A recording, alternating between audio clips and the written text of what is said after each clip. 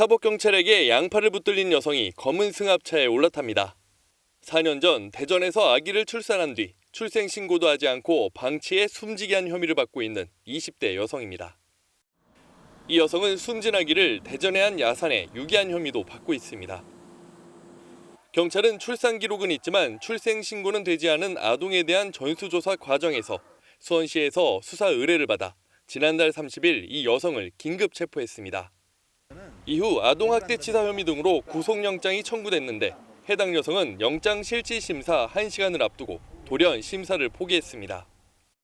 체포된 거에 대해서 억울한 점이 없다. 조사받으면서 모든 것은 다 인정하겠다. 이렇게 얘기를 하고 있습니다. 이에 따라 법원은 서면 심리로 구속 여부를 판단했고 도주 우려가 있다며 영장을 발부했습니다. 해당 여성은 기존에 번복했던 아기 시신 유기 장소도 다시 지목한 것으로 전해졌습니다.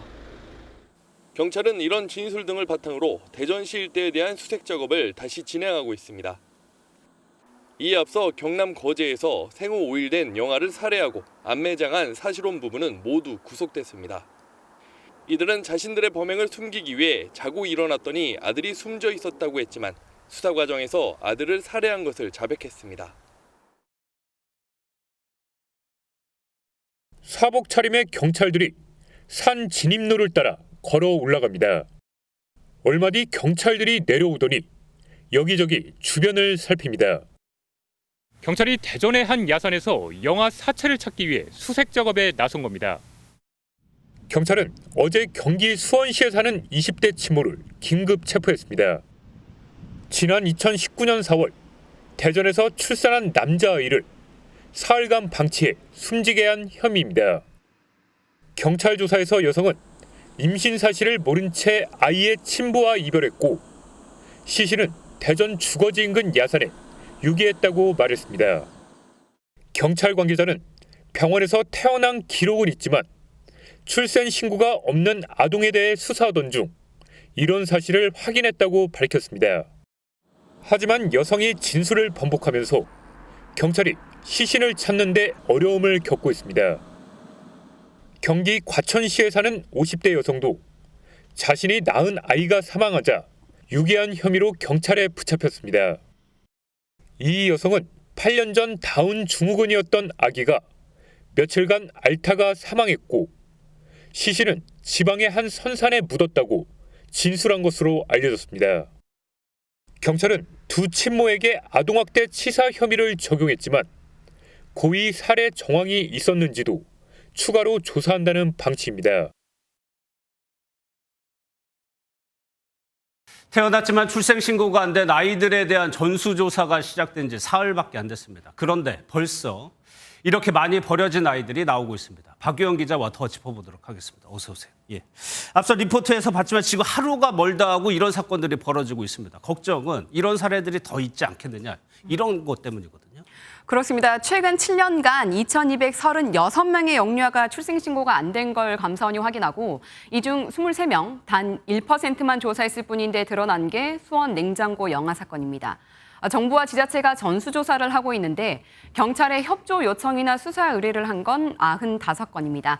이 중 벌써 8명의 아이가 사망한 걸로 파악됐고요.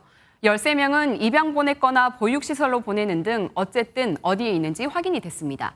나머지 74건은 생사도 소재도 확인되지 않아서 경찰이 계속 조사 중이거든요.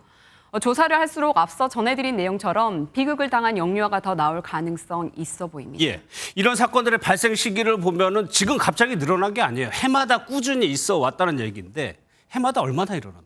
그렇죠. 꼭 잊을만 하면 갓 태어난 아기가 화장실에서 발견됐다 이런 뉴스 나오잖아요. 경찰청 통계를 보면 2019년부터 2021년까지 최근 3년간 172건 정도의 영아 유기 범죄가 발생합니다. 산모들은 미혼모이거나 미성년자인 경우가 상당수인데 유기한 이후로 경제적 어려움을 가장 많이 꼽습니다. 처음부터 키울 생각이 없이 낳았거나 막상 키우려고 보니 너무 막막해서 아기들을 버리거나 해친다는 건데요. 징역 2년밖에 안 되는 법정 최고형을 높여야 한다는 목소리도 있지만 형량을 높이는 게 능사가 아니라는 반박도 만만치 않습니다. 예, 이런 걸 막아보고자 하는 것이 출생 통보제라는 건데 이게 통과가 됐어요. 그런데 다 막을 수 있는 건 또 아니에요.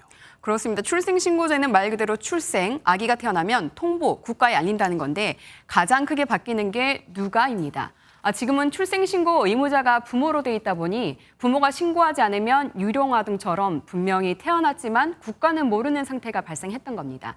앞으로는 출산 확인서만 발급해주던 병원이 출생 기록을 아예 등록하고 이게 지자체까지 넘어가도록 해서 부모가 한 달 안에 출생신고를 안 하면 지자체가 확인하고 조치할 수 있게 바뀝니다. 예.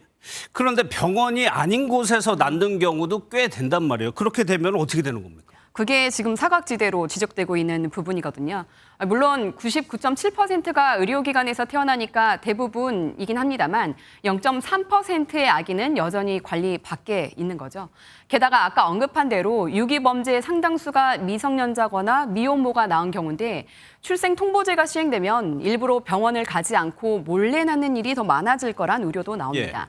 이 때문에 전문가들은 무엇보다 아이를 직접 키울 수 있게 경제적 지원을 해주고 출산부터 양육까지 원스톱으로 정부 지원을 받을 수 있는 이 시스템을 마련하는 게 근본 대책이라고 지적하고 있습니다. 알겠습니다. 머리에 검은 외투를 뒤집어 쓴 여성이 경찰서 정문을 나섭니다. 자신의 아이 2명을 숨지게 하고 냉장고에 숨겨온 혐의를 받는 30대 친모 고모 씨입니다. 아이들 왜 살해하셨습니까? 숨진 아이에게 미안하지 않습니까? 취재진의 질문에 아무런 답을 하지 않은 고 씨는 호송차에 올라 검찰로 이동했습니다. 고 씨는 2018년 11월과 2019년 11월 각각 아기를 출산하고 살해한 뒤 자신의 집안 냉동고에 시신을 보관한 혐의를 받고 있습니다. 이미 남편 사이에 3명의 자녀를 둔 고 씨는 경제적 어려움을 이유로 범행을 벌인 것으로 조사됐습니다. 고 씨는 앞서 2017년에도 아이를 임신했다 임신 중절 수술을 받은 적이 있었는데 수백만 원의 비용에 부담을 느꼈던 것으로 전해졌습니다. 하지만 경찰은 고 씨 부부가 경제적으로 풍요롭지는 않았지만 범행을 벌일 만큼 빈곤한 상황은 아니었다고 판단했습니다. 이런 점 등을 고려해 고 씨를 영아 살해가 아닌 살인죄를 적용해 검찰로 넘겼습니다. 경찰은 범행을 공모한 혐의를 받았던 남편에 대해서는 형사 입건해 조사를 벌였지만 혐의가 없다고 보고 불송치 결정을 내렸습니다. 첫 번째 범행을 벌일 당시 남편이 아내의 임신 사실을 몰랐고 두 번째 범행은 낙태를 했다는 아내의 말을 그대로 믿었다고 판단했습니다. 디지털 포렌식을 통해 복원한 두 사람의 카카오톡 대화 내용과 주변 정황 등을 고려해 이런 결정을 내렸다고 경찰은 밝혔습니다. 경남 거제의 한 야산. 경찰 기동대가 길게 늘어선 채 땅을 파가며 산을 오르고 뒤이어 채치견 2마리가 2차 수색을 벌입니다. 생후 5일 된 영아를 유기한 부부가 지목한 장소에서 시신을 찾고 있는 겁니다. 유기된 영아는 지난해 9월 5일 거제의 한 산부인과에서 태어났습니다. 출생 5째에 퇴원했는데 부부는 그날 오후 낮잠을 자고 일어나 보니 아이가 숨져 있었다고 진술했습니다. 직장이 없어 생활고를 겪던 부모는 집 인근 야산에 구덩이를 파서 영아를 묻었다고 했습니다. 경제적으로 너무 궁핍해서 아기를 낳고 출생신고 이후에 이제 입양을 보내려고 마음을 먹었는데 이제 애가 출생신고 전에 죽다 보니까 그 화장 비용을 걱정해서 이번 사건은 출생 미신고를 조사하던 담당 공무원에게 아이를 입양 보냈다고 거짓말을 하면서 들통났습니다. 입양을 보내든 어디 했든 신고를 안 했기 때문에 우리는 경찰서에 신고를 할 거다.